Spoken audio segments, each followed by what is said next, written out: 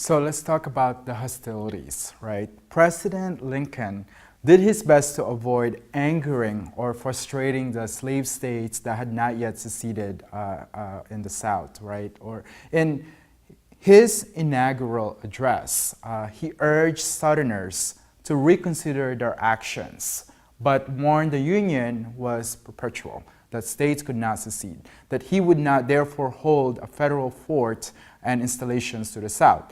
There were obviously issues of managing the ports, and especially in South Carolina, tension from both the Confederates and the Union went on, and the Southerners continued to take the fort. Confederate General P.G.T. Burgard, acting from the orders from the President of the Confederate States, which is President Davis, okay, opened fire, okay, at 4:30 a.m. on April 12, 1861. Okay, so this is President Davis of the Confederate States. Okay, the next day at the port, they surrendered. Lincoln then declared the existence of an insurrection and called for states for almost about, I would say, to provide 75,000 volunteers to put it down. Okay, in response to this, Virginia, Tennessee, North Carolina, and Arkansas declared their secession. The remaining slave states, such as Delaware, Kentucky, Maryland, and Missouri, were also, in a way, thinking about it. They were at the edge, but they stayed with the Union. Okay? So the rest of the state went and decided to be part of the Confederate states, and the rest stayed in the Union. Okay? The North enjoyed at least the 5 major advantages over the South.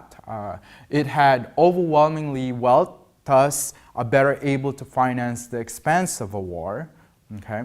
The North was also vastly superior in industry and capable for producing the needed materials for the war.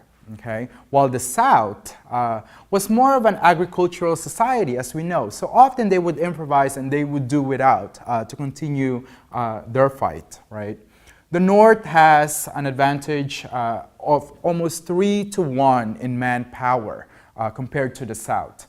And over 1/3 of the South's population were composed of slaves, which in many ways the Southerners did not want to use, because obviously the slaves, they need the slaves to help them with their agriculture, their farming. And slave was, although they were not citizen or considered as human beings back then, they were counted for into the success of a lot of Southerner business owners, right?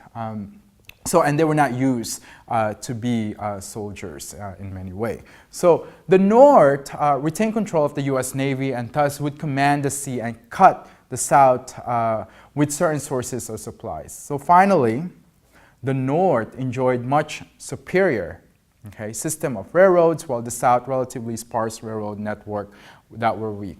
Now, the South did not have an advantage in terms of size, and this would make it difficult to conquer. Now, this is the image right here of the people that were running the Confederate South. Okay, so in essence, this is the cabinet of President Davis. He didn't care about the North, and its troops, and they also they would be fighting on their ground. Okay, so the fact that would give them an advantage with the familiar space, or terrain that would add to the motivation of defending their homes and families. Its armies would have the opportunity to fight in defense, a major advantage in the warfare of the day. At the outset of the war, the South got together a good number of qualified senior officers, such as Robert E. Lee, Joseph E. Johnston, Albert Sidney Johnston.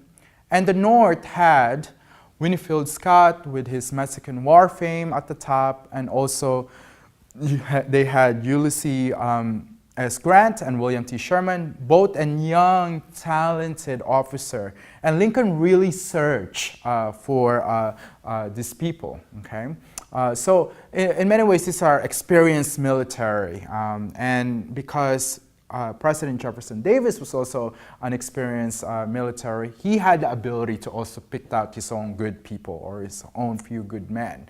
They both had opposing strategy, but it was always about finding good generals to carry out those strategies during the war, right? So, in essence, the war came with the federal government attempted to resupply the forts to the south. Now, in here, in this actual footage here, in the image, you could see the heroes of our flag, right? So in many ways, this is the division between the North and the South. These are all the generals that were involved in leading all the different strategies that led or that would be defined during the Civil War.